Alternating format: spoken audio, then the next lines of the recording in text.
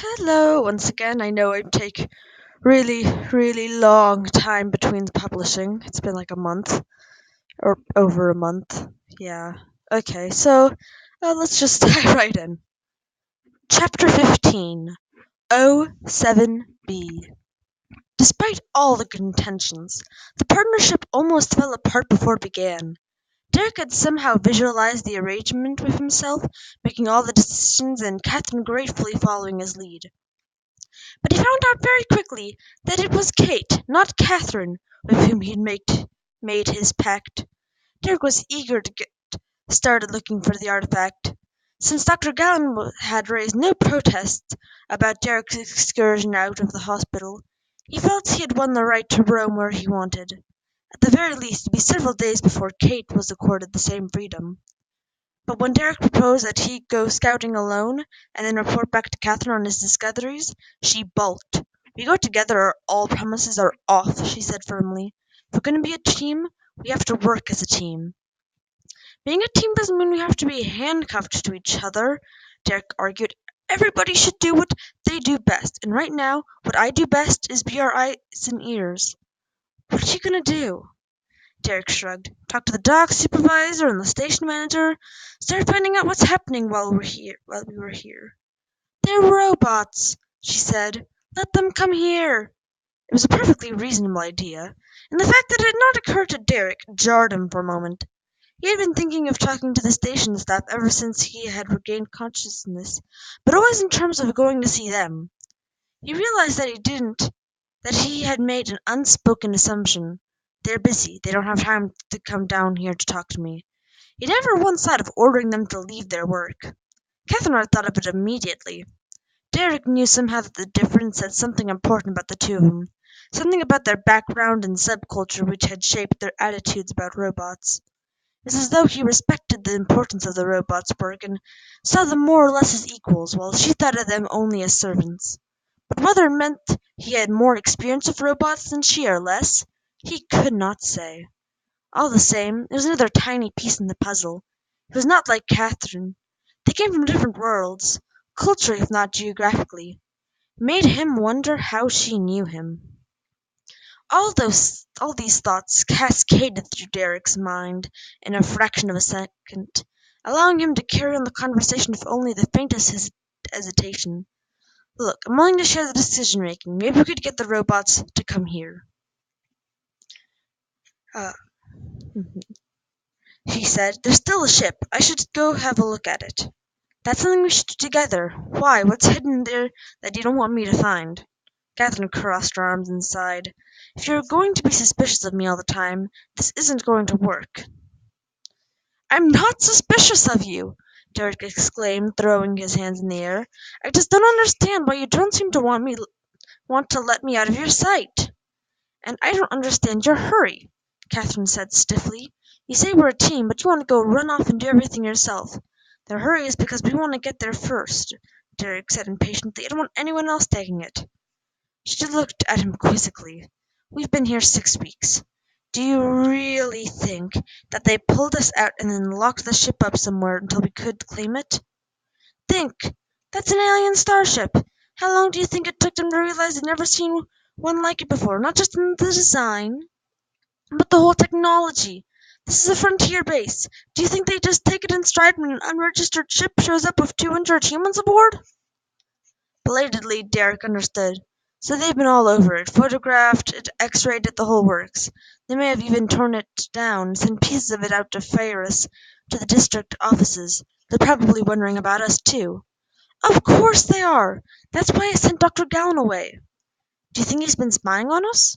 "All robots are spies for their masters," she said bitterly. "What?" Derek asked, surprised by her intensity. "Never mind," she said. "I just think we ought to play innocents abroad for a while.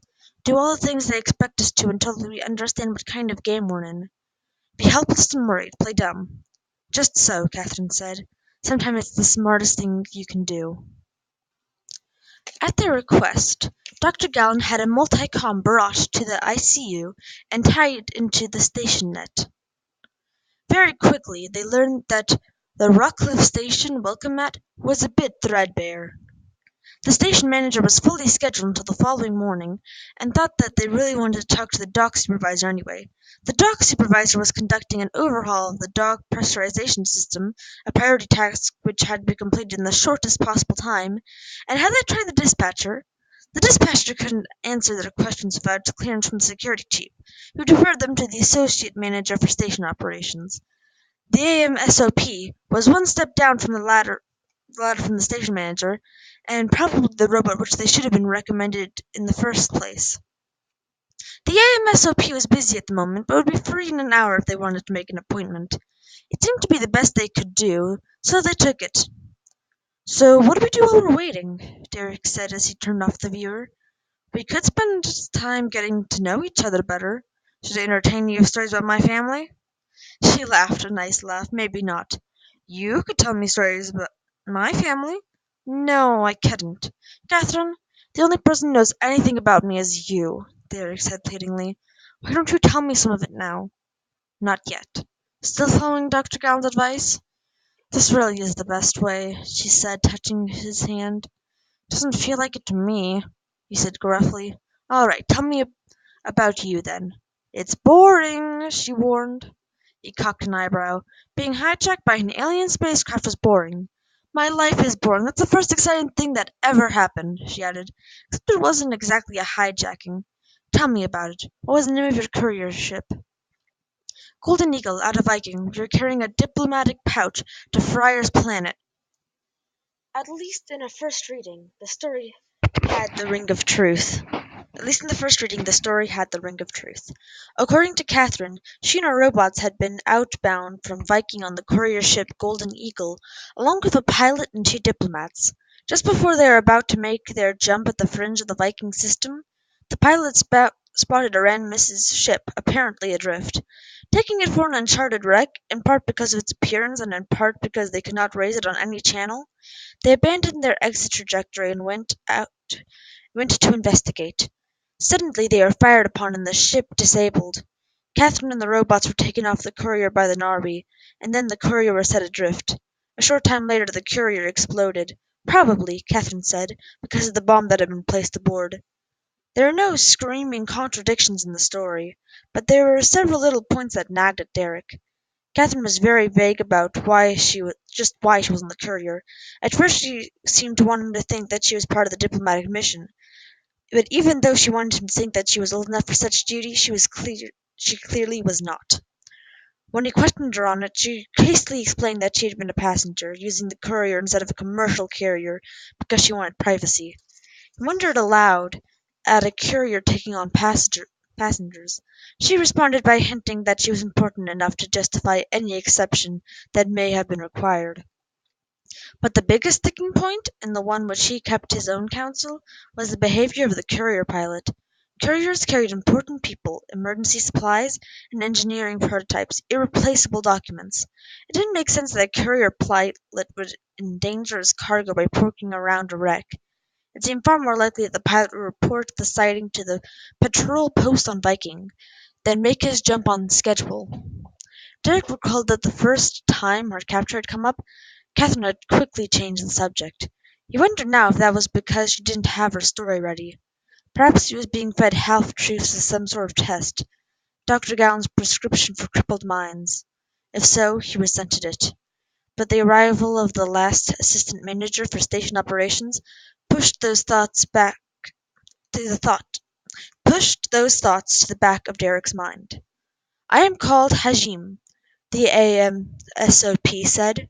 "Dr. Gallon tells me that both of you are recovering from injuries. That is good news." "Especially to us," Derek said under his breath. "I understand that you have questions about your presence here. I hope that I will be able to answer them." Derek opened his mouth to answer, but before he could speak, Catherine jumped in. "Begin with when the station first detected our ship and tell us what you observed," she ordered. "Yes, madam. The station sensors detected an unidentified ship immediately after engaged from its jump.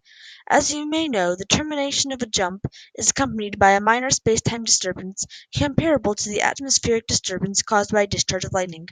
"We know all that. Get on," Derek said. "Get on with it." "Forgive me, sir." the robot said with a slight bow. "I only wanted to be certain that you understood how we were able to detect your ship at such a great distance." "What? How far out were we?" 83 astronomical units. At such distance, the station sensors were only able to determine the position and velocity of the vessel. Since there is no direct identification through transponder or indirect identification through sensor data, the vessel was designated UPH-OF. UPH? Catherine asked. "Forgive me. Unidentified, potentially hostile," Hajim supplied. "Go on, Hajim." "Thank you, sir. We tracked '07 inbound for 2 days. We were just beginning to acquire some preliminary data on its mass and the profile when an anomalous event took place. UPH-07 divided into two independent bodies, UPH-07A and UPH-07B. The larger vessel, '07A, made a course correction which carried it out of the station zone of control." "They cut us loose and then turned around and went away," Catherine said. "Looks like it," Derek said. "Did the big ship jump?" "Not while it was within range of our sensors, sir," Hajim answered. "It is not possible to say what happened once contact was lost." Derek and Catherine exchanged glances that said, "So they could still be out there somewhere, waiting." "And the other vessel, '07B, it continued inbound?" Catherine asked. "And that's where you found us?" "Yes, madam. A scout with a rescue and retrieval team aboard was dispatched immediately." "Can you show us a navigational plot of all this?" Derek asked. "Certainly." The robot went to a hyperviewer and then entered a code on the keyboard, and a moment later the far wall dissolved into the black of space. It was all there as the robot had described it. A blue trace from the top of the plot traced the raider's approach to the station, represented by a gold hexagon at the bottom. One-third of the way there, the blue trace split. A thick green trace angled off the plot to the upper right, while a thin red one continued, curling inbound on the original trajectory. Two-thirds of the way down the plot, the red trace intersected a golden trace climbing out of the station, the rescue ship. "Can we have a copy of that?" Derek asked. "I will file it in the directory under your name," Hajim said, his touch on the controls turning the far wall into a wall once more. "Was the boarding recorded?" Catherine asked. "Yes, madam." "I'd like to see the recording," Catherine said, beckoning Derek to come sit on the edge of the bed beside her. When he did, she took his hand and gripped tightly, as though seeking reassurance. The skin contact surprised and unsettled Derek. "The recording was made by means of a witness robot," Hajim said. "The multicom will not be able to display the full band." "What's a witness robot?" Catherine whispered to Derek. "I'll explain later," Derek whispered back. Witness robots were odd-looking, with their bullet heads and a 360-degree scanning slit instead of eye sensors, but invaluable for such operations. Their sole responsibility was to position themselves so that their scanners and recorders could capture unfolding events clearly. Many a bungled operation had been reconstructed from the data supplied by witness robots before they were destroyed. "So, if you wish to move the window left or right at any point, please tell me so." From the outside, Aranimus's ship looked like a fat arrowhead trailing bits of twine which had held it to the shaft. The arrowhead was in fact an atmosphere-piercing lifting body, and the twine the tattered remnants of several transfer corridors, which had been attached to the hexagonal junction between the engine exhaust bells at the stern. Together, Derek and Catherine watched as the rescue robots fit a self-cutting emergency hatch to the upper hull. When the hatch's contact ring had burned through the hull and fused itself in place, the robots entered one at a time, the witness first. "This is where Aranimus had me living," she whispered as the hypervision panned the attic-like upper deck. "How long were you there?" "2 months. Believe me, it seemed longer." When the witness robot led the way down to the main deck, the first thing they saw was a robot standing in the central corridor. "Alpha!" Derek cried. "Kepek!" Catherine said at the same instant. "Where's my robot?" Hajime suspended the recording. "This robot was removed and taken away for diagnostic, examination and repair. I want him back, just the way he was. You've got no right to tinker with him without a work order." "The robot resisted our efforts to rescue you. It was judged to be operating in a substandard and hazardous manner and was deactivated. Standard procedure in such cases is to perform a full examination so that the anomaly may be reported to the manufacturer.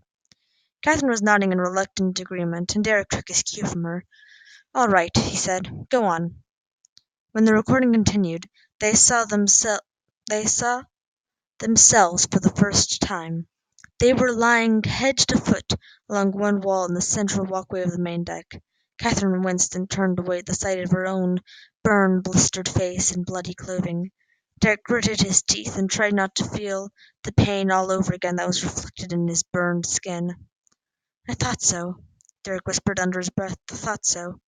"What?" Catherine demanded. "What are you talking about?" "Alpha. He kept us alive." "You heard Hajim. The robot was abnormal. He wouldn't let them rescue us." "That was just the PDQ being careful. Look," Derek said, gesturing. "Those aren't positions that you fall into naturally after an accident like that, or even crawl into. We were moved, and more. We were at least 5 days out when I tripped the booby trap. It took the rescue ship 2.5 days to reach us. There's no quarreling with the fact that we were badly injured." "No," she said with a little shiver. "I was wondering how we survived until the paramedics got to us. We should have died right there on the ship. All they should have found were corpses. Alpha is the reason they didn't." Derek looked toward the robot. "Hashim, could you pause the recording and give us privacy, please?" "Of course, Derek." The image and the robot both froze. "What? What's going on?" "I just want to point out that someone else may have been on the ship, too." "What are you talking about?" "I wondered why Woolruff and the robot were taking so long to get back from their errand. What if Aranimus regained consciousness? They may still have been trying to lock him up when the bomb went off. Alpha would have come running back. He wouldn't worry about Aranimus. He probably wouldn't even worry about what Aranimus might do to Woolruff.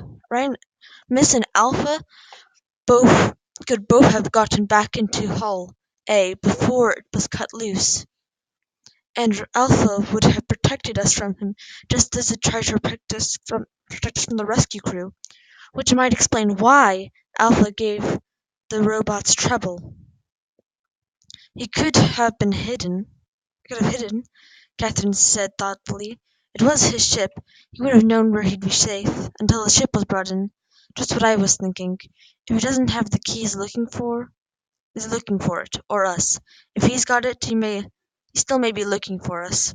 Either way, the key's not safe and neither are we. And we can't just sit around and tell ourselves there's no rush. We have to start doing something right now." Catherine cast her gaze downward into her lap. "All right," she said at last. "Ajim," Derek said, "you can rejoin us." The robot stirred again. "Thank you, sir. Shall I continue with the recording?" "No. Terminate the replay. We've seen enough," Catherine said. "Very well, madame," the robot said, complying. "Do you have other questions?"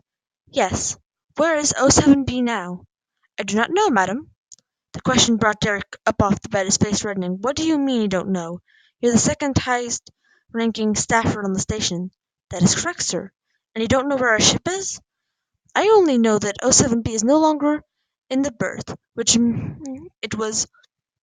at which it was moored when first towed into the station. Was it stolen?" Derek pressed. "Are you trying to tell me it's gone?" "It was not stolen. It was moved under the authorization of the station manager." "Why didn't you just tell us so from the start?" Catherine snapped. "Derek asked if I knew where 07B was berthed. I do not, and so informed him." "Then find out where our ship is. I want you to take us to it." "I'm sorry," Hajim said. "I am not permitted to do that." "Then find us a robot who is permitted," Derek snapped. "I've been instructed to refer all inquiries of this sort to the station manager." Derek sighed. "All right, you can go." "Thank you, sir." The robot paused. "May I make an inquiry, sir?" "What about?" "Do you continue to refer to 07B as our ship out of habit, or as a matter of affection?" "What do you mean?" "I have been informed that the vessel known as 07B is no longer your property." Okay, well, thank you for listening. I know once again it's been a while, and, well, we'll get started with the next chapter next time. Thank you for watching. Bye!